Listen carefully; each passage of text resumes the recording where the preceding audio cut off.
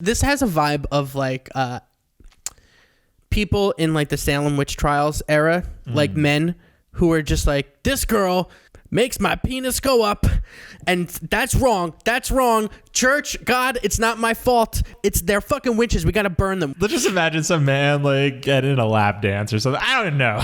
And he's like, what's happening downstairs? What is this feeling? Why has it grown bigger? Oh my God, you witch. I'm imagining a man in a strip club with co-workers from work, and for some reason they go to a strip club together, because I think that happens. I've literally never been to one, nor do I know how they work. I've only seen The Sopranos season 1, and that is and I've played Grand Theft Auto 5, and that's what I know about strip clubs. Okay, so Club knowledge. But anyway, I'm picturing a man in a tri-corner hat going to a strip club, like he's a colonial, or like the colonial hats, like you see in like Revolutionary War reenactments.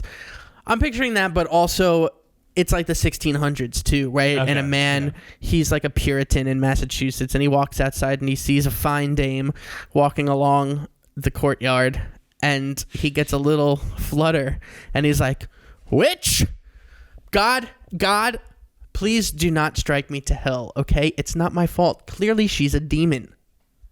So I do like the idea that like all these people are at a strip club together or something, and like this one man is like, what's happening to me? What's happening to me? And everyone's like, what is wrong with you, Carl? Like, what do you mean? He's like, she's a witch.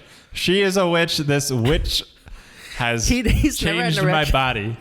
He stands up, and everybody's like, whoa, why do you have a boner? Like, that's a boner. And he's like, I don't know what you're talking about. This has never happened. Please, somebody get me a doctor. And they're like, you are fucking rock hard right now. And he's like, I'm having a medical emergency from this witch. Okay. Like, he doesn't understand the context or like how, like what a boner is. I can't explain it, doctor. This thing happened, and now I've got like a miniature baseball bat, and I keep walking into walls, and I'm not comfortable anymore in my tight pants, and so to call out this person's sly come hither stare is interesting to me. I googled come hither, and you get adjective, flirtatious, sexually inviting, and the example in a sentence is nymphs with come hither looks, which is nymphs. Who wrote that example? Person at dictionary.com, fucking thinking about nymphs all the time. Is that guy a gamer or what? I just that witch, you see, she made my dick big, you see. And it's like, Charles, we're not running that as the headline of our 1905 version of the Daily News. Like a Greek work of art is supposed to be beautiful, right? Statue. You're not, yeah. Of a beautiful nude making that motion that's like kind of looks like they're bowling. Yeah. Yes, that's exactly what I was thinking. Yeah. A nude man bowling, dick out. That's what Greek statues are. Yeah. Nude, check. Bowling, check. Dick out, check. Yeah. I went to the Met recently, and I was like, God damn, I've never seen so much cock and balls in my life. You just have like a tourist from Indiana who comes out of the Met, and they're like interviewed by New York One. You're like, so tourist, what did you think of this great museum? You're like, oh boy, they told me New York City was different, but I've never seen this much cock or this much balls in my life.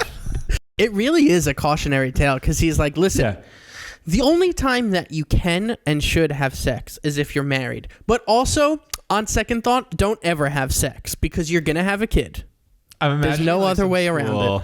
Imagine some school in Utah. Come at me, Utah. If you're from Utah and I'm fucking insulting you, come at me. What are you going to do? What are you going to do? Not drink a beer and fucking have 8 children?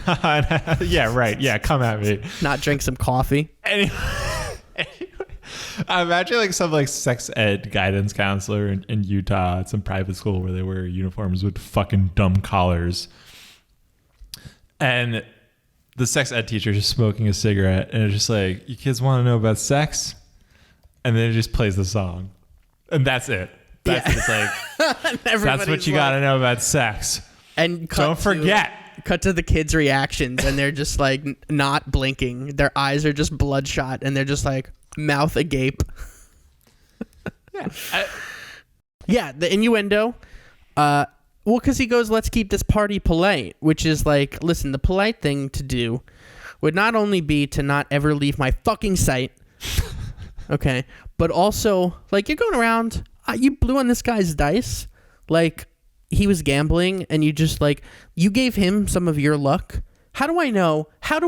Like, this guy is so jealous. He's like, how do I know you're not going to, like, go up to his room later? Maybe you want to blow on his dice. Maybe you want to blow on his fucking chest. Maybe you want to blow on his balls, okay? And she runs away. She's like, you need therapy. He's like, I know that. I've been working through jealousy issues. Okay. All right, so there's a world where Frank Sinatra is not comfortable getting erections, and he has to blame them on something else. He has to blame it on witchcraft. It's a witchcraft, the devil moon, sorcery.